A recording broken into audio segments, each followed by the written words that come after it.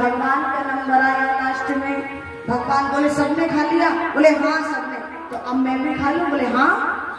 अब सबसे ऊपर लाला चढ़ गया, सबसे ऊपर। और जैसे ही मटकी में हाथ डाला और माखन निकालकर जैसे ही मुख में दिया, घंटी बोल गई।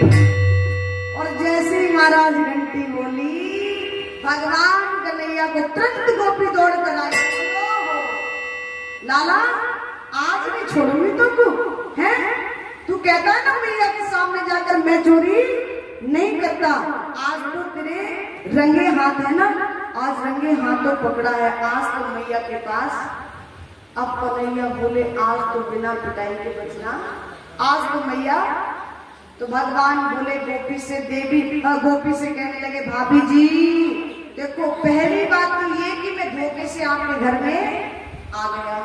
आपके दरवाजे की किवाड़ मेरे दरवाजे की एक जैसी लागे है। मैं जाता अपने घर में रहा और एकदम भागता भागता आपके घर आ गया। तो गोपी बोली कि मेरे घर आ भी गया तो माखन की मटकी पे क्या कर रहा था? कन्हैया बोले बाबड़ी तेरे को पता है मेरी मैया ने ये सोने के भारी भारी से कंगन पहना दिए ना ये, और गर्मी कितनी हो रही है तो ये तपते हैं हाथ में, आग पड़ती है। अब मैंने सोचा गोपी का माखन रखा है तो माखन में डाल दूंगा, थोड़ी सी ठंडक शीतलता मिल जाएगी, इसलिए हाथ डाल दूं। और तो और गोपी तेरी इस माखन में ना चींटी हो रही थी, चींटी होती ना छोटी वाली, वो हो गई थी, उनको निकाल रहा था। मैंने कहा आई गए तो भीग देता हूं, बहाने बना रहे। गोपी बोली अच्छा तो लाला चींटी भीग रहे थे तो अपनी मुखमंडल में माखन क्या कर रहा है? भाई चींटी तो भीगी तो ये माखन मुखमंडल पे क्यों लगा है? भगवान बोले अरे बाबड़ी ये भी पूछना जरूरी है। खुजली पड़ी थी, मेरे मुंह में खुजली पड़ रही थी, अब माखन में हाथ सने थे तो मैंने ऐसे खुजा लिया, जब खुजाया तो मारा गया माखन लग गया। ये भी पूछने की बात है। गोपी बोली देख आज कितने भी बहाने बनाना पर मैं आज तेरे को छोड़ूंगी नहीं। और महाराज आज तो गोपी ने कन्हैया की कलाई को कस के पकड़ लिया। अब कन्हैया बोले देख गोपी पकड़ना है तो आराम से पकड़, इतनी नरम कलाई है, अगर टूट गई ना तो मेरी मैया तेरी बहुत पिटाई करेगी। आराम से पकड़ ले, देख तू कस के पकड़ी है ना, मेरी कलाई में दर्द हो रहा है। तो गोपी को थोड़ा तरस आया, कोमल से हाथ है ना मेरे ठाकुर के, बड़ी कोमल कलाई। भगवान को हमारे ब्रज के संत कहते हैं भगवान का जो शरीर था ना, भगवान का प्रत्येक अंग इतना कोमल था, प्रभु के अंग में इतनी नरमी उतनी नरमी ना है माखन।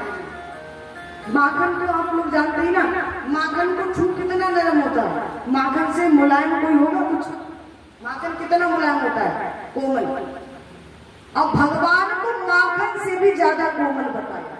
हमारे ब्रज के संत कहते हैं प्रभु के अंग में इतनी नरमी ना है माखन में। इतना नरम हमारे भगवान के अंगों को बताया, इतनी मुलायम है प्रभु के, इतने कोमल।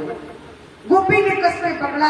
अब वो मैंने बताया था ना यहाँ तक घूंघट लगाने की प्रथा थी ब्रज में, यहाँ तक घूंघट। अच्छा अब तो कह रहे ऐसी जो साड़ी होती है ना ओढ़ती मैया ओढ़नी, अब ऐसी चल गई है कि यहाँ तक मुंह ढाको, यहाँ तक ढक लो और सामने पूरा सीरियल चलता है, चलता है ना, सब कुछ दिखाई देता है, एकदम पास हो जाता है। लेकिन पहले के जमाने में ऐसी साड़ी हुआ करती थी, ये दुपट्टा जो होते थे ऐसे होते थे कि अगर मुंह को ढक लिया तो सामने का कुछ दिखाई, इतना मोटा होता था कपड़ा।